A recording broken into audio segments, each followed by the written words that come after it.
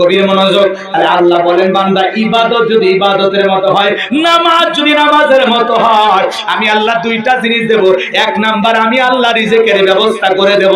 দুই নাম্বার বান্দা কোনো ভয় থাকবে না, আমি আল্লাহ সকল ভয় থেকে নিরাপত্তা দেব। আপনার আমার ভয় আছে না নাই? কথা কই না কেন? আপনার শ্যামলী বাস স্ট্যান্ড বিকাশের দোকানদার 2-3 লাখ টাকা নিয়ে আপনি বাড়িতে আসবেন, আপনার বাড়ি গোয়ালজানি। মনে মনে ভাবতেছেন আল্লাহ টাকা নিয়ে বাড়ি পর্যন্ত যাইতে পারবো নাকি ছিনতাইকারী চোর ডাকাতের কবলে পড়ে ভারতের টাটা কোম্পানি দিয়ে আমার কোপায়া টাকাও নাই, জীবনও যায়, এরকম আতঙ্ক ভয় আপনার ভিতরে আছে না নাই? ভালো করে বোঝেন বাজান। মেয়েটা কলেজে গেল, একা একা ফিরবে নাকি জামাইয়ের সাথে নিয়ে ফিরবে, ভয় আছে না নাই? আতঙ্কে আমাদের দিন কাটে। ভালো করে বোঝেন। মেয়েটা কলেজে গেল, স্কুলে গেল, ভালোভাবে ফিরবে, কারণ লালসার শিকার হয়ে, ধর্ষণের শিকার হয়ে পথে কাটে পড়ে থাকবে, আপনার আমার ভয় আছে না নাই? ধর্ষণ, চুরি, ডাকাতি, ছিনতাই বন্ধ হবে তখন, আল্লাহর কোরআনের সমাজ কায়েম হবে যখন, আল্লাহর বিধান দিয়া এই সমাজে বিচার করা হবে যখন। ধর্ষণ করা দূরের কথা, মহিলাদের দিকে তাকানোর কথা যুবকেরা ভুলে যেত যদি আল্লাহর আইন দিয়ে বিচার করা হতো।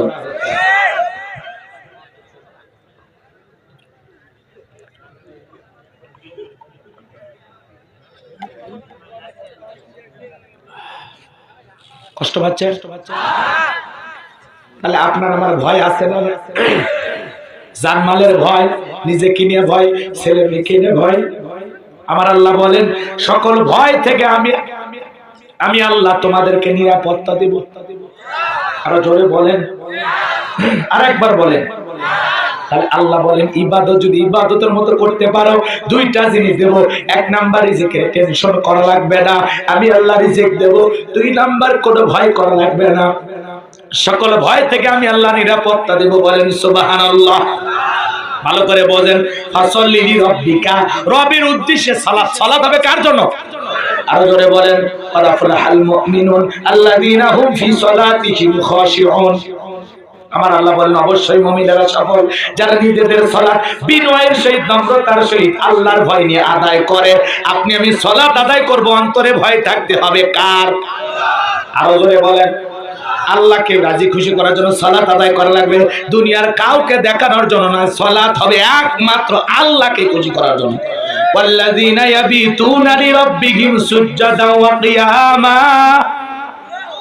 সূরা ফুরকানের ভিতরে আল্লাহ পাক জানায় দিলেন যারা রাত্রি জাগরণ করে, রাতের 1টা 2টা 3টার দিকে উইটা ওযু বানাইয়া ঠান্ডা পানি দিয়ে ওযু কইরা যাই নামাজে দাঁড়ায়া যায়, এই নামাজ একমাত্র আল্লাহকে রাজি খুশি করার জন্য, দুনিয়ার কাউকে দেখানোর জন্য নয়। গভীর রাতে আমার ভাইরা, আমার আল্লাহ বলেন যারা রাত্রি জাগরণ করে আমি আল্লাহকে সিজদা দেই, আমি আল্লাহর জন্য দণ্ডায়মান থাকে। ভালো করে বোঝেন। যারা রাত্রি জাগরণ করে আমি আল্লাহকে সিজদা দেই, আমি আল্লাহর জন্য দণ্ডায়মান থেকে কাটায়া দেয়, ওই রাতের বেলার নামাজ আপনার হৃদয়কে শান্তি দেয়। কথা কয় না? ওই গভীর নিশিতে 1টা 2টা 3টার দিকে ওইটা নামাজ পড়তেছে, এটা হলো বান্দা আর মালিকের গভীর প্রেমের সম্পর্ক।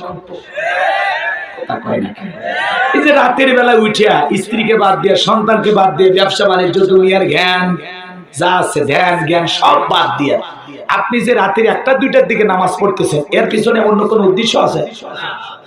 কথা কন না কেন? নাকি উদ্দেশ্য এইরকম, ওই যে এক পুকুরে লোক তাহাজ্জুদ পড়ার জন্য ওযু করতেছে, আর এক পাশে ওই একই পুকুরে চোর এসে হাত পা ধুতেছে। কথা কন না কেন? শিং কেটেছে, হাত পা ধুতেছে। চোর ভাবতেছে মনে হয় ওইটা আমার মতোই চুরি করছে। কথা বোঝেন নাই মনে? আর এই পারে যে তাহাজ্জুদের জন্য ওযু করতেছে, ও মনে করতেছে ওটা আল্লাহর বান্দা, তাহাজ্জুদ পড়ার জন্য ওযু করতেছে। তা আপনার মনে যা আরেকজনকে আপনি ভাববেন না তা। কথা কয় না কেন? এজন্য পরিষ্কার একটা মন দরকার। কথা কি বোঝা গেল? রাগ করেন না, শোনেন, একটু মনোযোগ দিয়ে শোনেন। ফাসল্লি লিরাব্বিকা, সালাত হবে একমাত্র আল্লাহর জন্য। কার জন্য? আপনি আমি সালাত আদায় করব একমাত্র কাকে রাজি খুশি করার জন্য? আল্লাহকে রাজি খুশি করার জন্য, আল্লাহর ভয়ে ধীরস্থির ভাবে।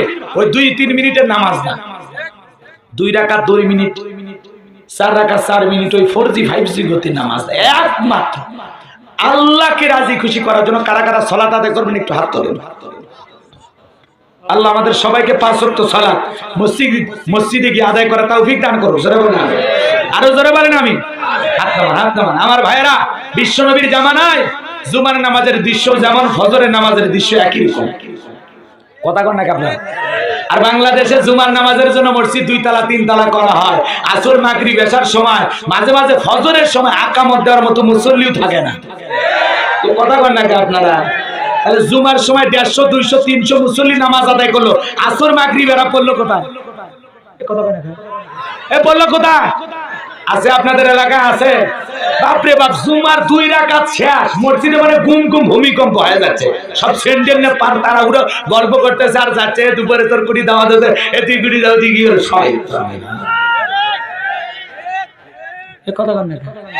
সপ্তাহে পরে মাত্র 2 রাকাত। ওই 2 রাকাত পড়তো না, বাড়ির বউ গাল পারে, যাও তো কাফির হয়ে গেছে, ফিরাউন হয়ে গেছে, একে জুম্মার দিন 2 রাকাত তাও পড়ে না, যাও তো মুখের বাপ, যাও তো। বইয়ের গাল খেয়ে আমি মসজিদে দেন। পাগলা কি আল্লাহর জন্য আছে? রাগ করতেছেন নাকি? এ যুবক, জুমার 2 রাকাত পড়লা, আসর মাগরিব এশা এগুলো পড়া লাগবে না? এ যুবক, ফজর না পড়ে ঘুমাইলা, এই ঘুম যদি না ভাঙে, এই ঘুম ভাঙলে সকাল না ভাঙলে পরকাল। কথা কয় না কেন? কেমন করে ঘুমাও মুসলমান, কেমন করে ঘুমাও গল জানির মানুষ, ফজর করে কাজা, এমন তো হতে পারে ও তোমার জোহরে জানাজা, এমন তো হতে পারে ও তোমার জোহরে জানাজা। কেমন করে ঘুমাও মুসলমান, ফজর করে কাজা, এমন তো হতে পারে ও তোমার জোহরে জানাজা, এমন তো হতে পারে ও তোমার জোহরে জানাজা। কথা বলে ঠিক কিনা? তাহলে আল্লাহকে রাজি খুশি করার জন্য নামাজ আদায় করতে হবে, লোক দেখানো নামাজ না। আমাদের সমাজে লোক দেখানো নামাজ আছে না নাই? আছে আপনাদের এলাকায়? ধরি উদাহরণ দিয়ে 2-3 মিনিটে বলে আমি মূল আলোচনায় যাব। শুনেন 2 মিনিট। এদিক নতুন জামাই শ্বশুর বাড়িতে গেছে, শ্বশুর শালা এক জায়গায় বসে গল্প করতেছে। ভালো করে বোঝেন। মসজিদে আজান দিয়েছে, গলজানি মসজিদ, আল্লাহু আকবার আল্লাহু আকবার। আজান শুনে বুঝছে, শ্বশুর বলতেছে, বাবা আমি ত্রিপল হাজি, 3বার হজ করছি, 36 বছর আমার জামাত কাটা নেই, আমি মসজিদে গেলাম, তুমি গল্প করো। শালা বলতেছে, দুলা ভাই ছোটবেলা থেকে দেখি বাবা নামাজ পড়ে, এজন্য আমিও নামাজি হয়েছি। বাবা যদি নামাজি হয়, ছেলেও কি হয়? পৃথিবীর সফল বাবা তারা নিজের হাত ধরে সন্তানকে মসজিদে দাঁড় করায় দিয়েছে যারা, এরা হলো পৃথিবীর সফল বাবা। কথা বলে ঠিক কিনা? ছেলেকে নামাজি বানাইতে পারেন না, আপনি কেমন বাবা? বাবা নামাজ পড়ে, ছেলে পড়ে না।